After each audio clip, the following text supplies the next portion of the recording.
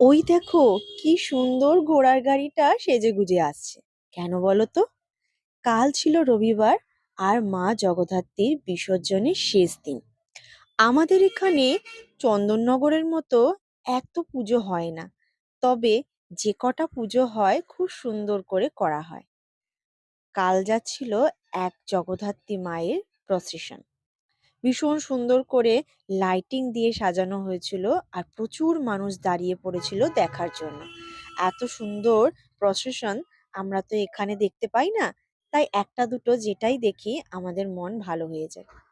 প্রত্যেকবারই ভাবি চন্দননগর বা কৃষ্ণনগরে গিয়ে মায়ের দর্শন করে আসবো, অথবা প্রসেশন দেখব। তবে কোনোবারই হয় না। এবারও ভেবেছিলাম যাব, যথারীতি হয়নি। তাই দোকানের সামনে দিয়ে যখন এত সুন্দর প্রসেশন যাচ্ছে, না দেখে পারলাম না, আর তোমাদের সাথে শেয়ার না করে তো থাকতেই পারবো না। ওই দেখো, মা আসছে। মাকেও কিন্তু ভীষণ সুন্দর দেখতে। জগদ্ধাত্রী মায়ের মুখ দেখলেই মনটা যেন আরাম বা শান্তি পায় একটা। মাকে যেতে যেতে বললাম, মা, আবার এসো। সবাইকে ভালো রেখো, সবার মঙ্গল করো।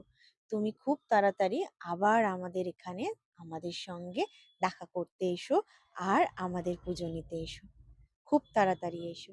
আমার এই ভিডিওটা ভালো লাগলে বা ব্লগটা ভালো লাগলে অবশ্যই লাইক কমেন্ট করো, আর পরের ব্লগের জন্য ওয়েট করো। টাটা।